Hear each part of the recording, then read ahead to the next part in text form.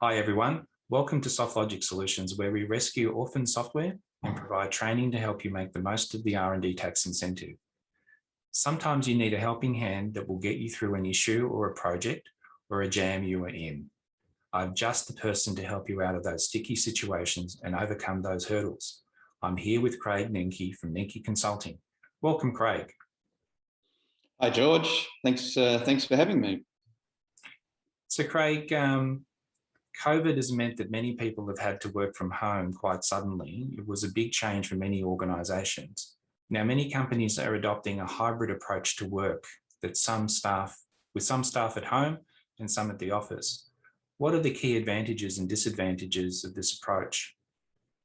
Seeing businesses now, George, with the hybrid approach. So generally, the advantages of it people have more flexibility to their work. So they can work from home or they can work from the office, and they can have a mixture of that, which enables them, to spend more time at home, perhaps be able to drive the kids to school, or go to the gym or whatever people like to do, and mix that in with their work whilst still performing their duties. So there's a great advantage to that, and that's the evidence is clear for that. But the downside of that is the the whole am I working from home or am I living at work? And that's become a real buzzword now, and that people are just spending too much time on the laptop or on the computer or whatever their work is.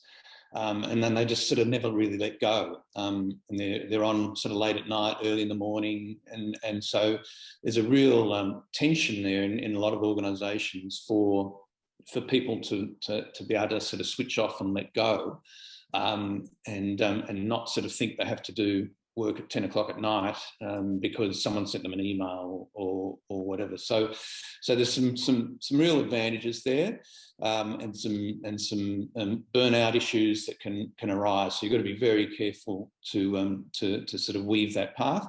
And one of the things that's come into light recently, George, is yes, have a hybrid approach to work, but actually have it structured. So don't just say to people, oh, well, you can sort of work at home or you can work here, whatever you feel like. Have that structure. So have, Mondays and Thursdays in the office and the rest of the time at home, or some sort of combination like that, rather than it just leaving it open slather. People need a little bit of structure to that approach. So that's one thing that's sort of coming out in a lot of research, in the more modern research that's going on. So so there's some food for thought in that hybrid approach to work. So I understand that having like a daily check-in or some kind of interaction every day with the staff is a good idea. Have you seen that as being a positive thing? Yeah. One of my clients have a daily check-in, and most of the employees found that very useful, particularly when there's lockdowns and so on happening, and that you can't get out. And you couldn't get to the office anyway. Of course, the flip side of that is that it's like checking up on people constantly, and are you sitting at your desk or are you sort of in the gym? So you've got to have that balance of, yes, maintaining the connection and the relationships, but not sort of being the micromanager and making sure everyone's sort of chained to their desk. So there's twos and fros there, but I think overall, on balance, it's better to connect, on a daily basis, or on every second day, or whatever your mode is, so that people feel included. So do you find that people working from home are fighting a sense of isolation from their co-workers? Yeah, that's right. Well, some people do. Some people are, just love that coming to the office and sort of chatting and being, part of a community, and so they sort of find it the hardest. Whereas many others are very happy to go to their work and sit at their desk and sort of quietly get on with things. They don't need a lot of chatter. So as managers and leaders, you sort of need to know a little bit about the personality of your team, and understand that some will deal with it better, and have slightly different strategies perhaps for different people, rather than just a one-size-fits-all approach. Yeah.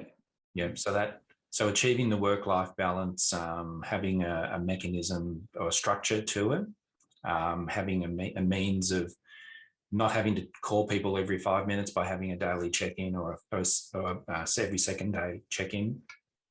And so you think by putting these things in place, generally the productivity is better, or do you think it's equivalent, or do you think it's worse than having people come to the office? No, look, there's sort of evidence in some organisations that productivity has gone up, but I don't have a lot of faith in it's all happened so quickly. There hasn't really been enough time to see a pattern emerge. But certainly in most of my clients, the productivity hasn't sort of fallen right through the floor or anything like that. I mean, it's either maintained a good level, or it has increased a little bit. But it would depend on the industry, of course. We've got to be mindful that you and I are in knowledge workspace, and so we can sort of do a lot of our work from home or from anywhere. Yeah. But there's, at least in the US, about 60% of jobs can't be done from home. So we need to keep in mind that we're in a bit of a bubble of being able to work from home, but a lot of jobs just can't be done that way. So you've got to have some sensitivities for people who have to come into the factory, or have to come into to the ambulance or the fire station or whatever. You can't do those jobs from home. So yeah. Excellent, thank you. So tell me about making changes in the business. I mean, it's hard work for organisations of all shapes and sizes. I guess there are many high-profile examples of massive failures when people are trying to change systems and processes and whatnot. With all the experience in change projects that you have, what are some of the key things organisations can do to set themselves up for success?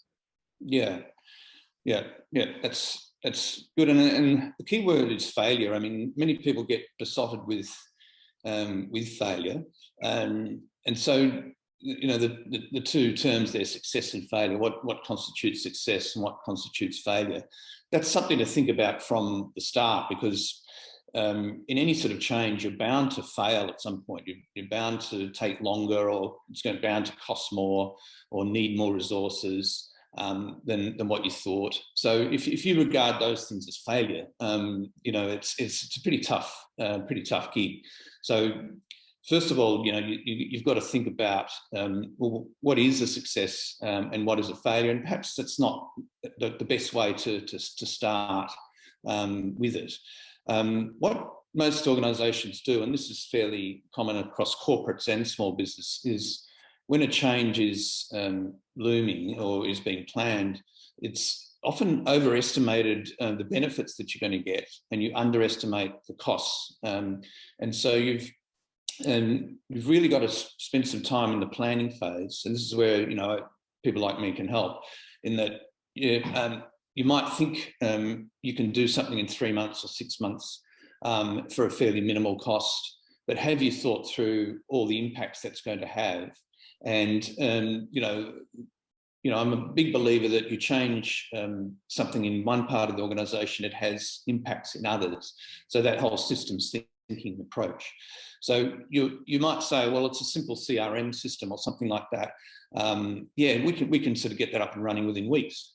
And the vendor said we can do that. And, so that's fine, and it may work, but you generally have to sort of think about all the impacts that is going to have on your organisation from the start.